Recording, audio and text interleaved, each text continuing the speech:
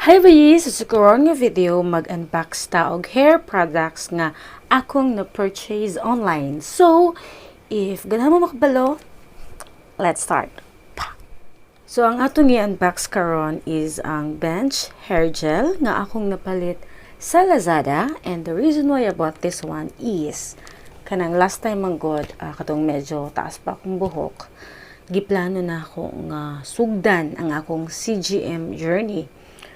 But sad to say, I wasn't able to do it properly and consistently. So, yun. Medyo tinamad na din ako konti sa pag-scrunch ng buhok ko. And, I don't know how I'm gonna say it, pero giluod po ko gamay sa akong long hair. So, that's why I cut my hair. Ito siya, medyo maikli na siya. And I have a video of myself cutting my hair. Stress ba? But anyways, going back sa usapan natin. Last time kasi medyo marami-rami yung nabili ko kasi nga mahaba yung buhok ko. Meron namang outlet dito ng Bench pero hindi ko lang alam if okay ba or meron bang mga gel. I don't know. Since sa panahon ngayon, di ba, yung pinakamadaling kind of shopping is through online shopping. Kaya, hindi ako nagdalawang isip na bumili sa Lazada kasi at that time, mayroon din silang sale. Kaya nauto na naman ako. So, ito yung nabili ko from Lazada. Ito siya, na box. So, I've already opened it. Ito yung mga binili ko. Sa totoo lang, halos pinili ko yung bawat variant ba yung tawag doon, for me to know kung alin sa kanila yung mas fit or babagay sa buhok ko. Let's start with yung, itong purple one. So this one is Bench Fix Hair Gel Extreme Hold. Yan, ito yung una, extreme hold. Lagay natin dyan. Yan. Bali, dalawa yung, dalawa ba? So, ito wala na siyang laman. Actually, tatlong ganito yung binili ko kasi ito, naubos ko na to. At saka mayroon pang isang ubos na din. So, tatlong ganito yung binili ko. And, yes, wala nang laman tong dalawa. So, again, that was extreme hold. Next is we have here ito. This one is stronghold. Ito yung lalagyan niya naman. Bumili ako ng dalawa nito. May pagka-hoarder din kasi ako minsan eh. Ay. Anyways, magagamit ko din naman siya.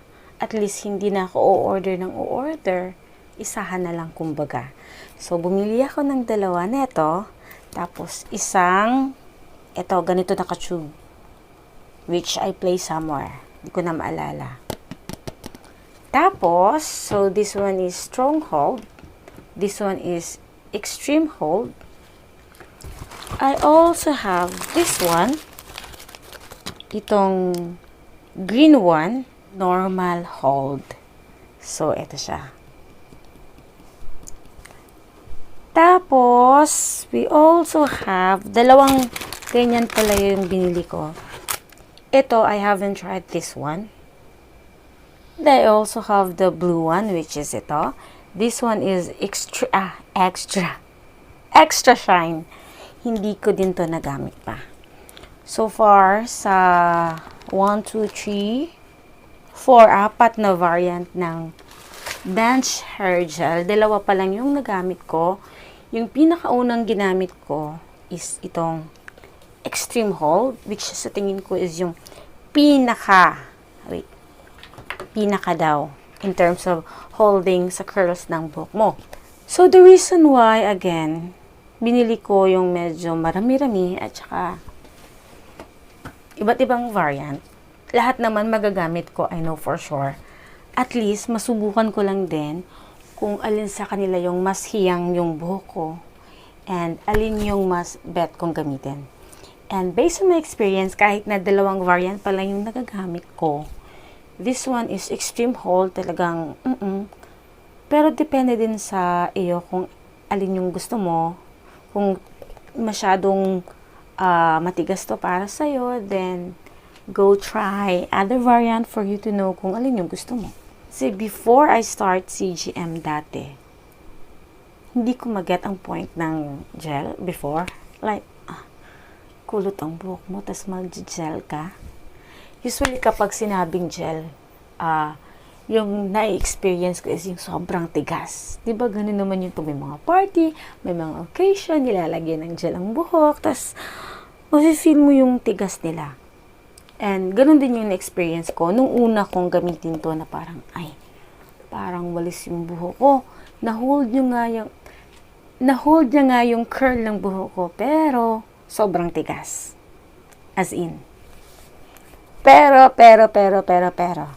yun pala, again, dahil nga ako ay isa pang baguhan, mali ang aking proseso sa paggamit ng product ng gel. Kaya, next time na ginamit ko siya na medyo tama na, yun, hindi naman pala matigas sa buhok. As in, yung parang naiwan na lang kumbaga is yung pag-hold niya ng curls. Ganun na. So, again, ito yung buhok ko ngayon. Actually, yung iba, hindi naniniwala na kulot yung buhok ko. Kasi nga, yung buhok ko, yung dito banda, hindi siya masyadong kulot. Tapos yung sa baba, yun yung hindi naman yung medyo talagang kumukulot. That is why, ilang ulit na din ako naka-encounter ng mga taong nagsasabing nagpakulot ba daw ako. Ganon. Or, ay, kulot ka pala, akala ko nagpakulot ka. Ay, makes sense? Yes. So, sa tingin ko naman yung mga product na to is medyo matagal-tagal ko din sila mauubos. Kasi nga, maikli na yung buhok ko. And hindi naman. So, if you enjoy watching this kind of content, don't forget to give this video a like. And ayaw kalimti nga mag-subscribe sa akong channel. So, murag, dito tama na akong video kay kadlawon na dyan. Sige na, agtuktuwa o kang manok. So, see you sa next one. Bye!